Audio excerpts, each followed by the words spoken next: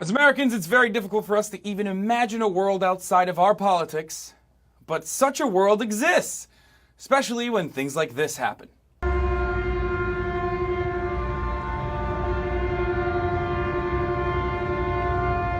That's a flotilla engaging in a naval battle over the referendum that will decide the fate of the Queen's royal subjects. The Brexit. Brexplained by an American. Okay, so first off, Brexit is a combination of the words Britain and exit.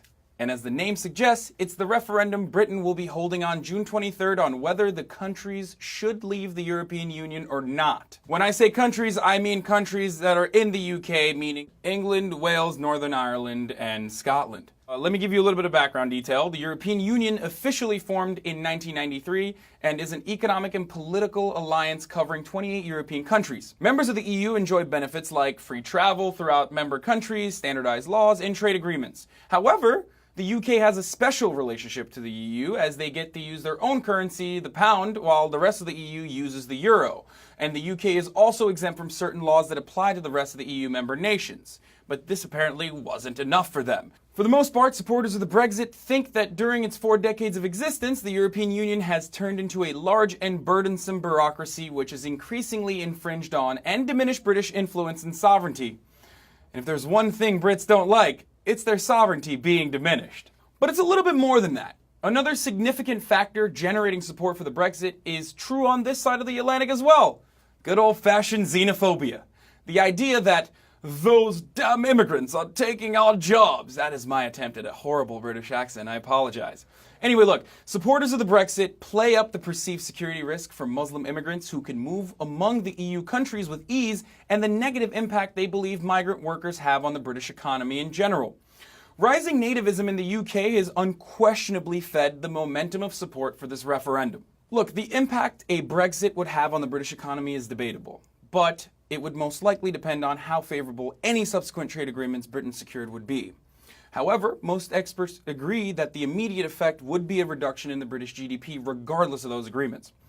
Also, will the European Union really give the UK favorable trade agreements after they left? I don't know, would you want to invite Carol back to your slumber party after she left abruptly? On Wednesdays, we wear purple, Carol.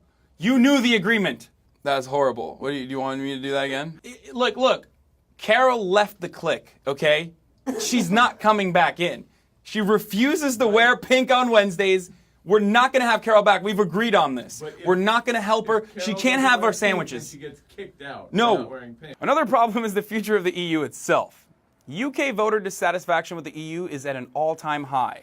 Otherwise, there wouldn't be a referendum to begin with. Without a strong nation taking the lead in unifying Europe, other countries could follow Britain's example, leading to the collapse of the EU. We saw the beginning of this uprising with the Greek crisis back in 2014, and the Brexit will undoubtedly be the catalyst that drives the EU into inevitable collapse. Even the Czech Republic has started talking about a Czexit, even though I don't think that impact is going to be as lasting as the British one. But let's talk about what really matters. America. A disintegrated EU would also have consequences for the US, as a chaotic and destabilized Europe would be less likely to support the US in our efforts to control the Middle East or marginalize Russia and maintain our powerful position in Asia. And without the backing of a unified Europe, the US would also have less leverage to dictate international trade rules against China. The breakup would be an economic disaster.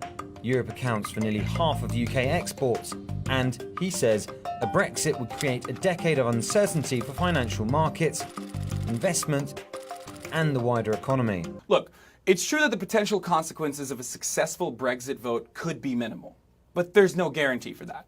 The consequences could also include the eventual breakup of the EU, a global economic downturn, and increased political instability in many hotspots around the globe. So I guess the question UK voters have to ask themselves ahead of the Brexit referendum is, do you really hate immigrants that much?